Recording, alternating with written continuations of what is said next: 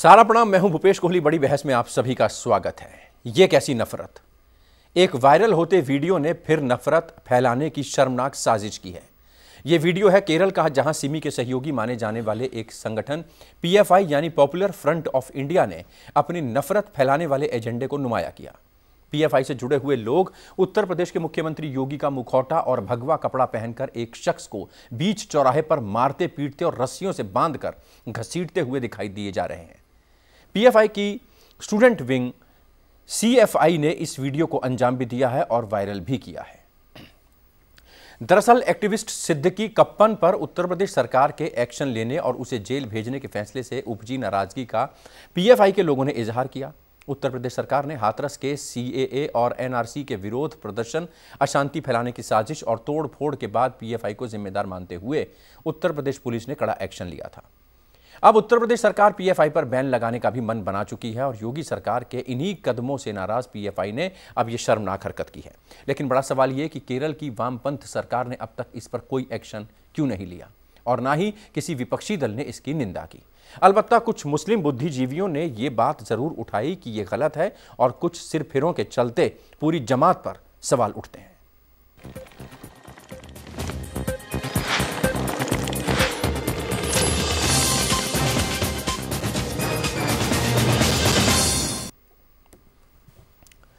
यह कैसी नफरत। उत्तर प्रदेश के मुख्यमंत्री के प्रतीकात्मक रूप के साथ शर्मनाक हरकत कर यह कांड हुआ है और इस पर विपक्ष नहीं बोल रहा, लेकिन कर्नाटक बीजेपी अध्यक्ष के राहुल पर हमले और बिहार में लालू के कांग्रेस नेता भक्त चरण दास पर टिप्पणी से कांग्रेस खफा है। आखिर दोहरा पैमाना क्यों? यह कैसी नफरत, इसी पर बातचीत करने के लिए हमारे साथ भारतीय जनता पार्टी के नेता भास्कर घोष हमारे साथ मौजूद हैं, चंद्रमोहन शर्मा जी कांग्रेस के नेता हमारे साथ मौजूद हैं, भोगेंद्र पाठक सीनियर जर्नलिस्ट हमारे वरिष्ठ सहयोगी हमारे साथ मौजूद हैं, राहुल लाल पॉलिटिकल एक्सपर्ट मौजूद हैं। घोष साहब, योगी का मुखौटा पहने शख्स और उनको रस्सी से बांधा जाता है, बीच सड़क पर घसीटा जाता है, ये इन तस्वीरों पर आपका रिएक्शन, बीजेपी का रिएक्शन? हालांकि बीजेपी ने तल्ख टिप्पणी की है कि यह गलत है और इसकी कड़ी शब्दों में निंदा की है। आप कैसे देखते हैं इसको? देखिए, मेरा तो पहले ये कहना है कि केरला धीरे धीरे एक ऐसा स्टेट बनते जा रहे हैं जहाँ पे लिंचिंग स्टेट का दर्जा केरला ने ऑलरेडी एक प्राप्त कर चुकी है। मैं थोड़ा इतिहास में जाऊँ तो केरला में आज तक तकरीबन 20,000 राष्ट्रीय स्वयं सेवक कार्यकर्ताओं को आज निधन हुआ है और केरला ऐसा एक हिंसक स्टेट बनते जा रहे हैं जहाँ पे गणतंत्र अपना होश और आवाज़ खो चुका है। और आज जो घटना घटी कि वही सिद्दीकी कप्पन के ऊपर जो एक्शन योगी जी ने लिए थे, उसके बदला इसी शर्मनाक ढंग से बदला लिया गया कि आज मानवता जो है, ह्यूमैनिटी जो है, वो कांप उठी है कि केरला में एक सरकार जो गणतंत्र से चुनी हुई सरकार, अभी तक एक भी बयान सरकार ने नहीं दिया। इसका ये प्रूफ होता है कि सरकार भी इस समर्थन में, इस कांड के समर्थन में है।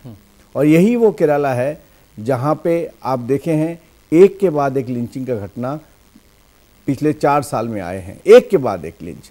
कभी कोई रिलीजियस लीडर लिंचिंग होते हैं, कभी मुस्लिम लिंचिंग होते हैं, कभी लिंचिंग केरला के लिए बहुत एक आम। चंद्रमोहन शर्मा जी, कांग्रेस किस तरीके से लेती है? अगर आपके किसी नेता को कोई भक्त चरण टाइप कुछ कह देता है, दास कह देता है या कुछ इस तरीके के शब्दों का इस्तेमाल करता है, तो आप अपने नेताओं के लिए खड़े हैं, लेकिन अगर दूसरी पार्टी के नेताओं पर इस तरीके से हमला होता है, इस तरीके से कारगुजारी करता है कोई, तब फिर कांग्रेस का रिएक्शन क्या होता है?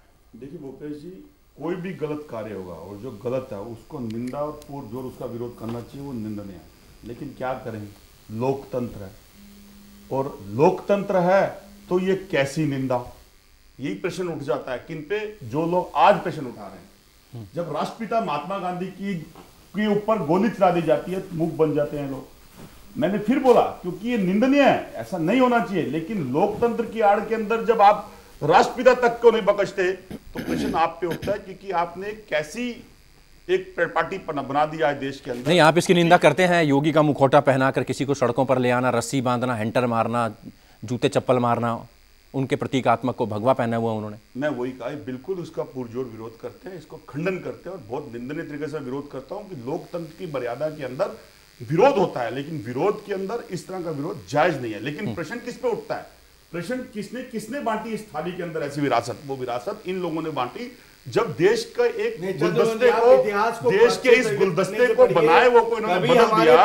राष्ट्रपिता महात्मा गांधी के ऊपर गोली चलती है, उसको कभी हम लोग अब ये कहते हैं केरला के अंदर ये मध्य प्रदेश यूपी के अंदर लिंचिंग क्यों हो रही है, उस पर मुक्त करके बैठ जाते हैं। तथ्य बिल्कुल साथ में दे रहा हूं, आप उस पर राजनीति ना करिए। ये कैसे निंदनीय है कि आप करता कोई और है और उसका ब्लेम आप राहुल गांधी जी पे लगा देते हैं। यानी कि या तो आप बोल दीजिए कि देश का कंट्रोल राहुल गांधी जी के पास है या मोदी जी के पास है, क्योंकि जब आप नीचे होते हो तो आपको विपक्ष की आड़ लेना पड़ता है, क्योंकि आपके कारण आज देश के अंदर मजहब वर्ग की राजनीति आ गई है। देशवासी ये भूल गया है कि मैं हिंदुस्तानी हूं, मैं भारतवासी हूं। आपने उसको मजहब के अंदर लीन कर दिया।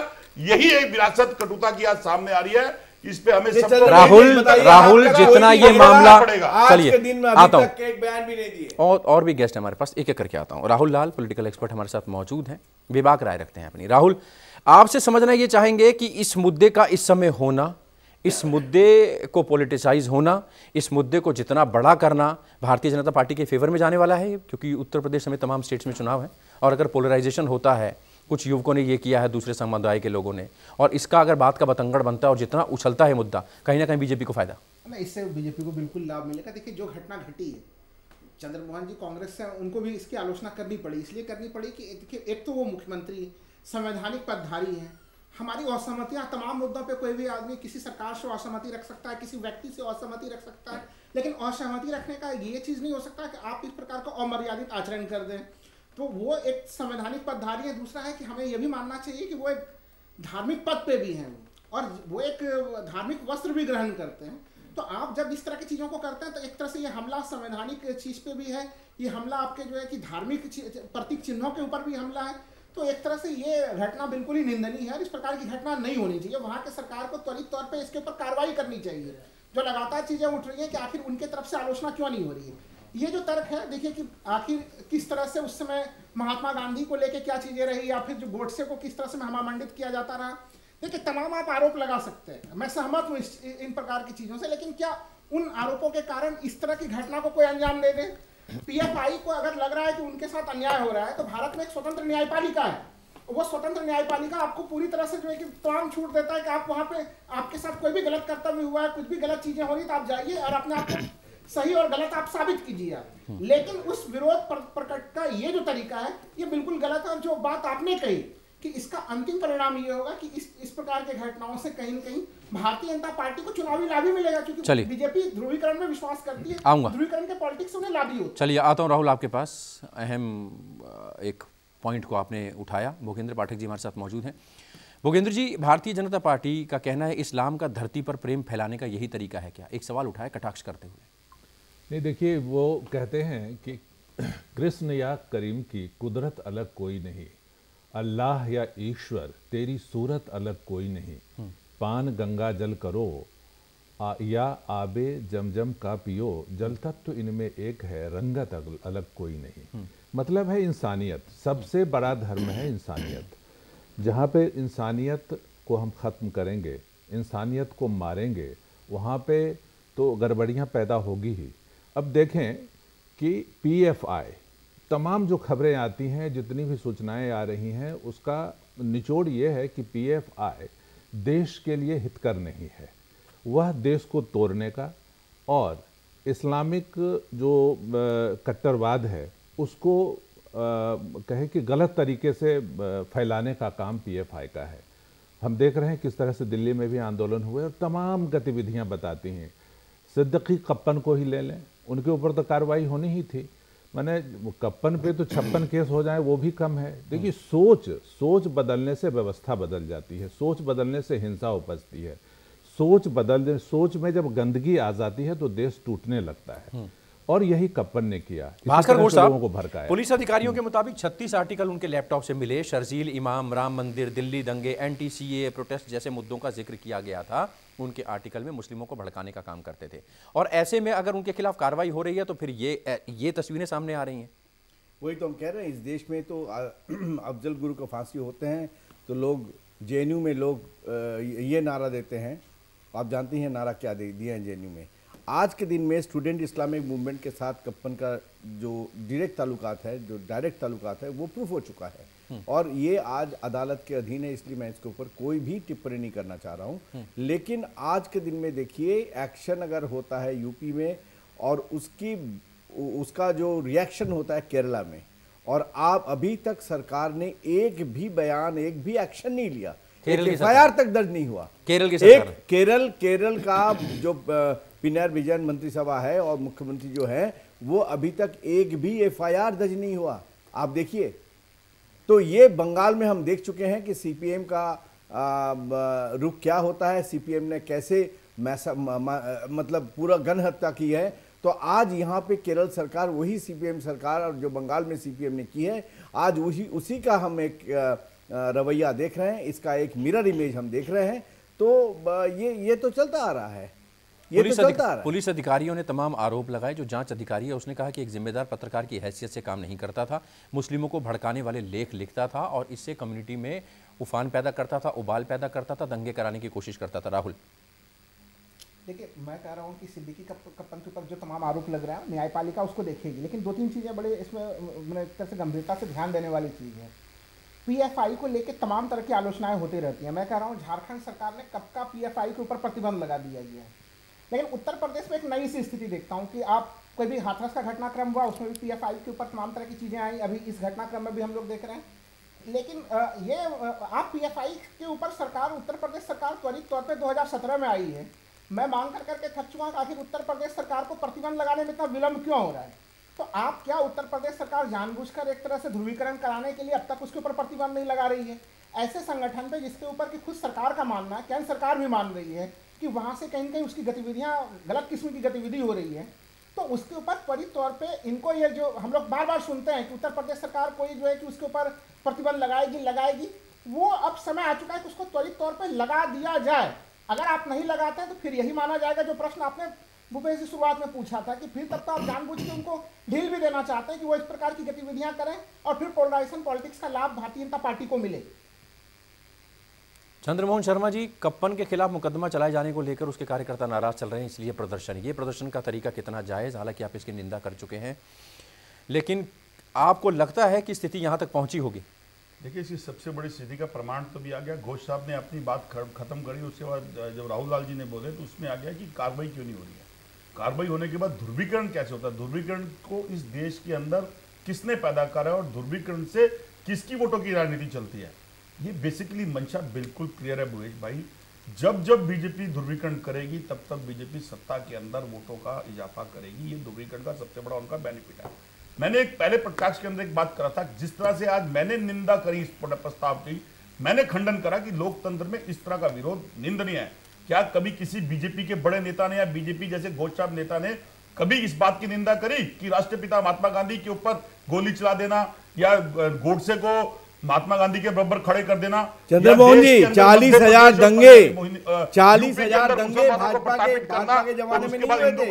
40,000 मुजफ्फरनगर से लेकर आज देश को दोबारा 7 साल में देश में कोई भी बड़े दंगे नहीं हुए। 40,000 दंगे आपको जवाब आपको देना पड़ेगा, क्योंकि इस कलंक के दायित्व आप पे है। देश का नागरिक जब ये भूल जाए कि मैं हिंदुस्तानी हूं और मजहब और धर्म में उतर जाए तो उसके ऊपर सत्ता पे रहने वाली सरकार जिम्मेदार होती है, विपक्ष नहीं जिम्मेदार होता। और अगर सरकार विपक्ष पे आरोप लगाए तो सरकार कमजोर होती है, उसे रिजाइन दे देना चाहिए, इस्तीफा दे देना चाहिए। चलिए राहुल, कि इतनी मजबूत सरकार के बाद भी वो विपक्ष पे ब्लेम लगाती है तो इस्तीफा दे देना चाहिए। राष्ट्र संभालने के लिए देश के पास बहुत सारे नेता हैं। चलिए चंद्रमोहन जी, एक छोटे से सवाल का मेरा जवाब दे दीजिए, केरल सरकार को इसमें संज्ञान लेना चाहिए? देखिए, बिल्कुल एक हिंदुस्तानी होने के नाते जो चीज गलत है उसके ऊपर मुखर होकर ये परिपाटी बननी चाहिए। अगर हम पैनल में आज 4 लोग बैठे हैं, अगर हमें 10 लोग सुनते हैं तो उस पर राजनीति नहीं होनी चाहिए। मैं फिर निवेदन करता हूं कि आज पार्टी जो सत्ता में है वो ध्रुवीकरण की राजनीति करती है। आज उसी का कारण देश के अंदर ऐसे मुद्दे पैदा हो रहे हैं। ये स्कूलों तक के अंदर है, ये जब आप कैंटीनों में बैठते हो, हॉस्पिटल में जाते हो, बस में बैठते हो, विद्यार्थियों के पास जाते हो, ये ध्रुवीकरण आपने दिया हुआ है इस देश को।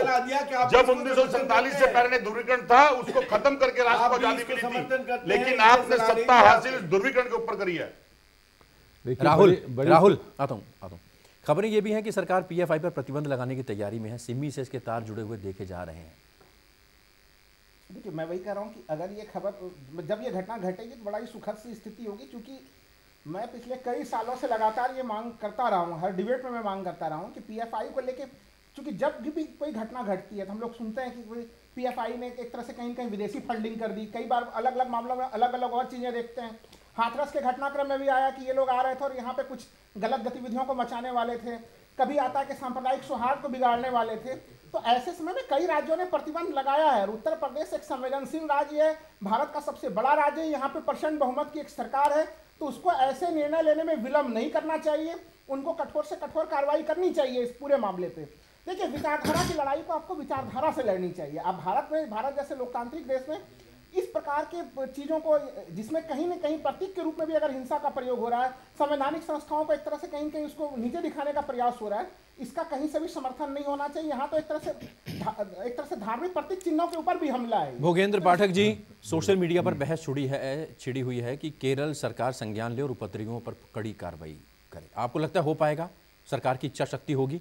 देखिए ये अच्छी एक उम्मीद एक जगी है। देखिए हमारे साथी शर्मा जी भी कह रहे हैं कि निंदा कर रहे हैं, इस्लाम धर्म गुरु भी थोड़ा ही सही लेकिन वो लोग भी निंदा कर रहे हैं। ये एक अच्छी बात आई है और मीडिया का जो प्रभाव है, मीडिया ने इस पर जो चर्चा की है और बातें खुलकर सामने आ जाती हैं, सारी बातें, इसका असर है। देखिए कांग्रेस पार्टी जो रही है, आप तमाम इतिहास को देखें तो वामपंथ और इस्लाम, इन दोनों की जीवन संगिनी की तरह कांग्रेस ने अपनी भूमिका निभाई है। तो वामपंथ की सरकार तो इसकी शायद ही निंदा करे और इस पर कार्रवाई करे, लेकिन योगी जी को तो कार्रवाई करनी ही चाहिए, निश्चित रूप से करनी चाहिए। और थोड़ी सी कार्रवाई हुई है, उसी की प्रतिक्रिया है। देखिए एक शायर ने कहा कि फिदा वतन पर जो हो आदमी दिलेर है वो, जो ये नहीं तो फकत हड्डियों का ढेर है वो।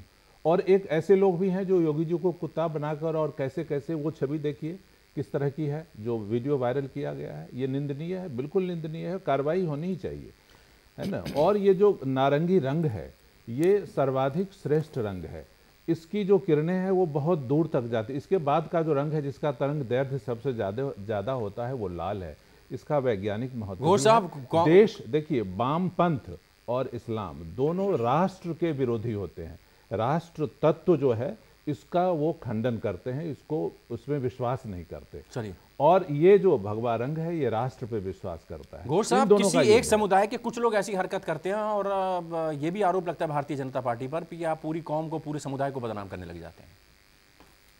आप भारतीय जनता पार्टी का एक भी बयान दिखाइए जहाँ पे पूरा कौम और समुदाय के ऊपर हम बात करते हैं।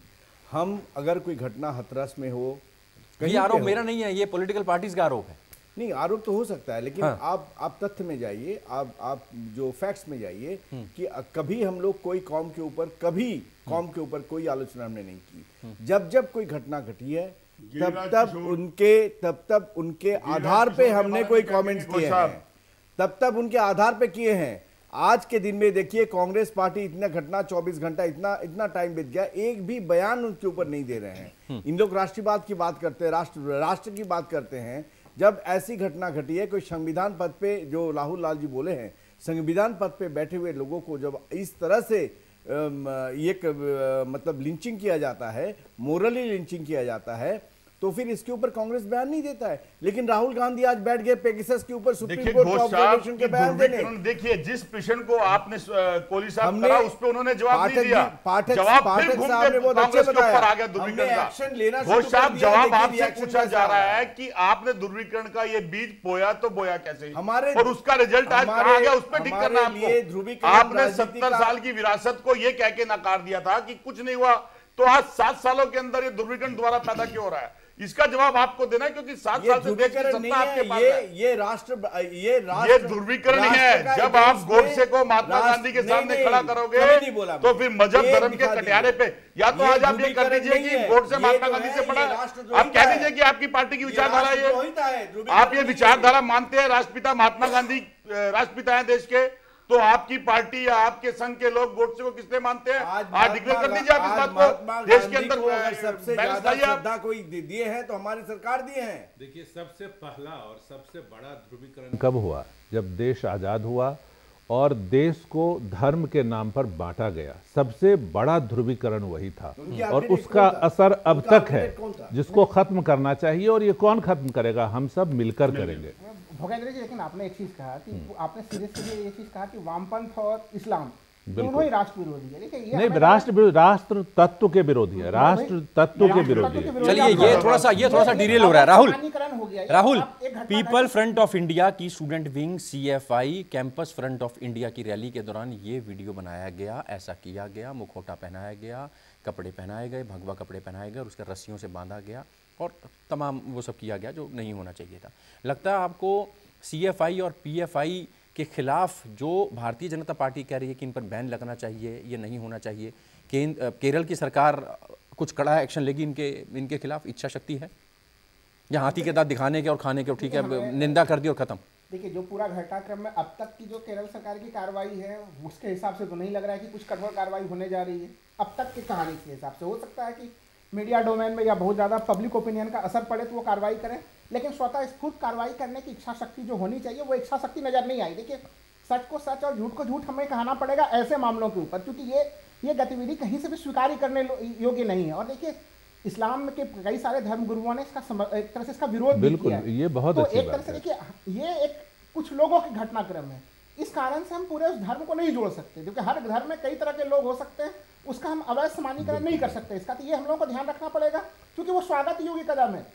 वहाँ के जो धर्मगुरु इसका विरोध कर रहे हैं, आप यकीन मानिए कि वो कितना क्रांतिकारी विचार है कि वो अपने एक कमियों को स्वतः स्वीकार कर रहे हैं इस चीज़ को, और पूरे समाज को आके इसमें स्पष्टता करना पड़ेगा। और देखिए, एक चीज़ जो मैं बार बार कह रहा हूँ, उत्तर प्रदेश सरकार के लिए भी ये बिल्कुल एक अच्छा मौका है कि PFI के ऊपर वो त्वरित तौर पर प्रतिबंध लगाए।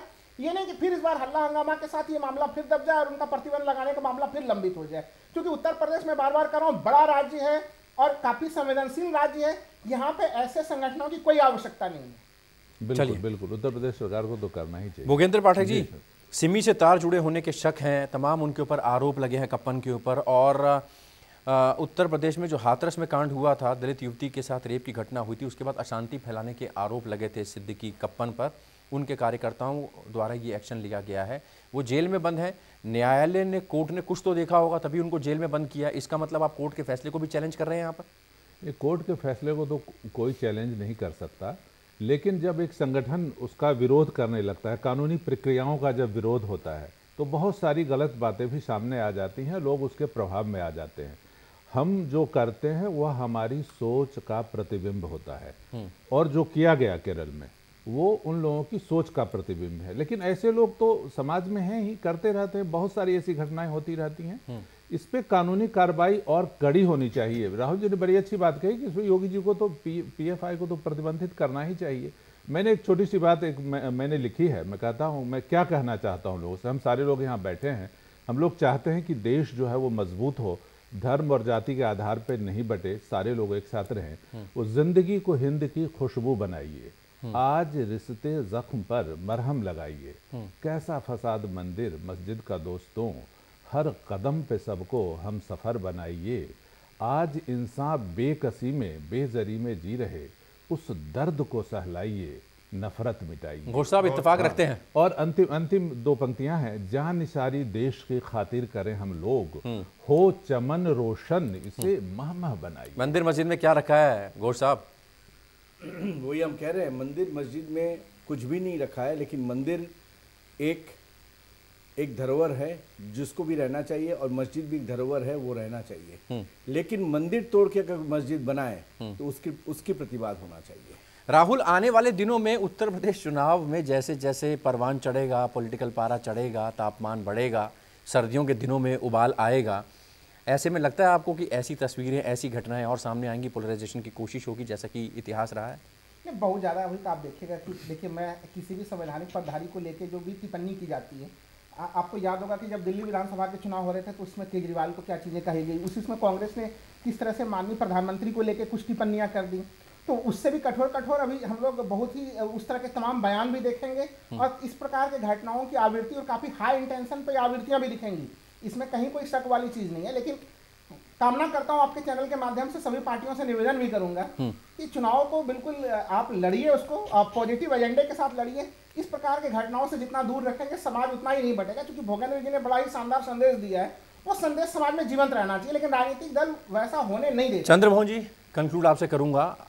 कुछ ऐसे पोस्ट भी आ रहे हैं, वायरल हो रहे हैं, जिसमें ये कहा जा रहा है कि तमाम और अगर स्टेट्स के चीफ मिनिस्टर्स का मुखौटा, उनका वेशभूषा और अगर दूसरे स्टेट्स में ऐसा होने लगे तो अराजकता फैल जाएगी। देखिए, जब तक देश का नेतृत्व और नेतृत्व करने वाली सरकार, नेतृत्व करने वाली पार्टी हिंद के हिंदुस्तान को हिंदुस्तानी नहीं मानेगी, तब तक इस तरह की फिरकाप्रस्ती और इस तरह की नीति देश के अंदर बढ़ेगी। क्योंकि जो चीज हम बांटते हैं वो चीज हमें वापस भी मिलती है।